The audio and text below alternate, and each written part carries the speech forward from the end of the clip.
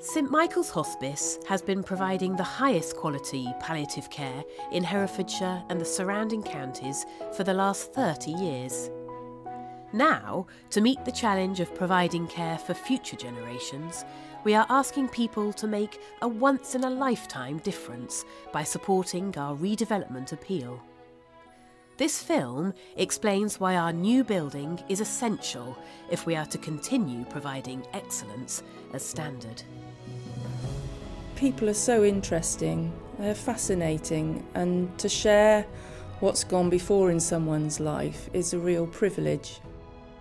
I think end-of-life care is one of the most important parts of our life, because it's not just about the patient whose journey should be supported and as well palliated. It's not about just the physical symptoms, it's about making the most out of life, of living life.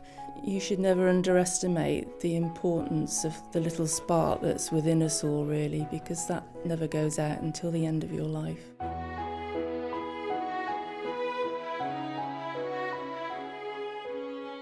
It was the dream of people in the very first place to find a space where people could access support, and we have been able to achieve that through the fundraising in this local community.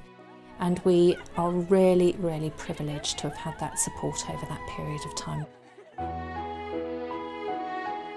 We felt comfortable. The hospice always became like a second home. If you get yourself a cup of tea and go down to the shop, and you'd always have people smiling at you and welcoming you, and then you know your mum's there. And that altogether makes you feel comfortable because you're around that person that you love. The hospice doesn't just abandon you, there's so much that they continue, the support and the love that they give you when you've lost a loved one. I mean, I used to go to Hand in Hand, which is it's a group for carers, but I don't think a lot of people know about all the other things that are there.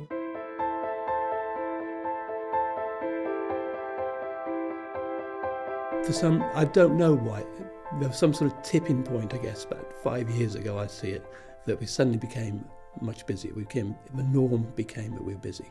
I find that my workload has probably tripled, if not quadrupled. And the people that I'm seeing now, not just cancer related, there are other sort of long-term illnesses that need the same sort of palliative care. The latest research shows that 1 in 2 people will get cancer in the future. That's an enormous change from in the past, and it's really, really important that the hospice is going to be there for those people. A number of those people will survive in the future, and survivorship is a time when people need to access services from the hospice, access the information, access the support, and then even once somebody has reached a point where their survivorship is going to be for years and years to come, there's always an anxiety that revolves around that particular situation, and it's really important that we can play a part in that. It would be so great to be able to offer all this sort of care to so many more people, and just to be able to potentially have those facilities. I feel that there's so many people that we could help. We're also being asked to be involved in non-cancer conditions such as heart conditions. Now, we're very happy to be involved with all of these conditions because we think it's entirely appropriate, but there is no way that we can do that as things stand, not with our current building and its limited size. So we need to meet these challenges, to rise to these challenges, and for this we need a new building.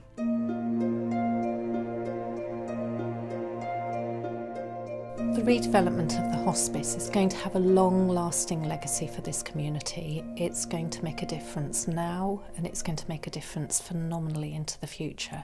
And it's incredibly important that this building is designed to last and is designed to ensure that the care that we give in it will last. Well, the way we approached the design of the new hospice building at St Michael's was to work very closely with all the people involved. So we consulted with patients, with families, with volunteers, with the staff, with the trustees. And so what we tried to create in the design was something which was much more homely in its character. So whilst people have individual rooms which give them the privacy that they're looking for, these are grouped around shared areas so that they can actually share space with other patients and families if they wish to. We are dealing with people, with patients and families who've received usually devastating news.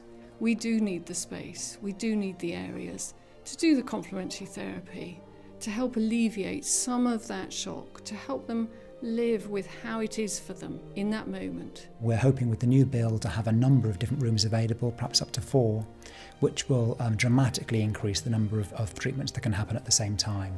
So you can get more patients seen, and you can even expand the team of therapists and have more services available to patients. What our new unit will give is more comfort, more dignity, more opportunities to make the most of the facilities that we will have. At the moment, we're doing many things in a very, very, very small, often cramped space.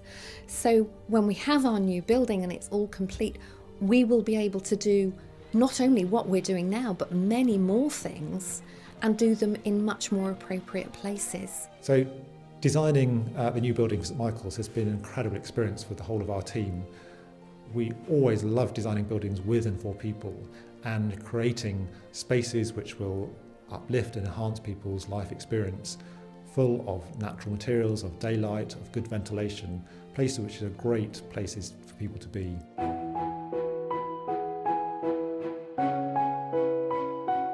Everyone at the hospice believes that all patients, families and friends are entitled to have the best possible care on this part of their life journey, whether that's having inpatient treatment or whether it's that you're introduced to one of the clinics that we do. You know, that is what we need to offer more of.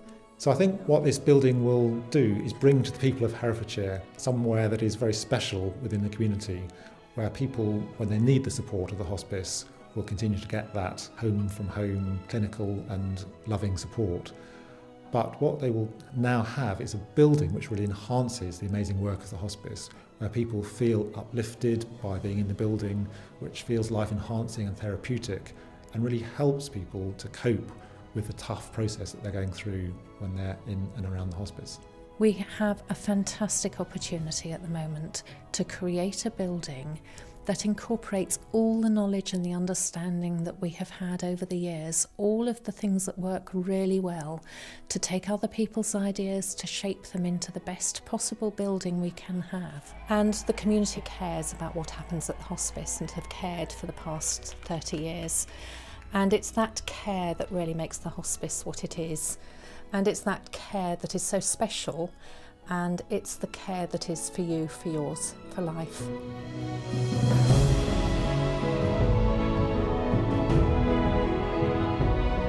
With your generous support for our once-in-a-lifetime redevelopment appeal, St Michael's Hospice will continue to ensure that life is for living, for everyone, to the very last moment. Please give as generously as you can.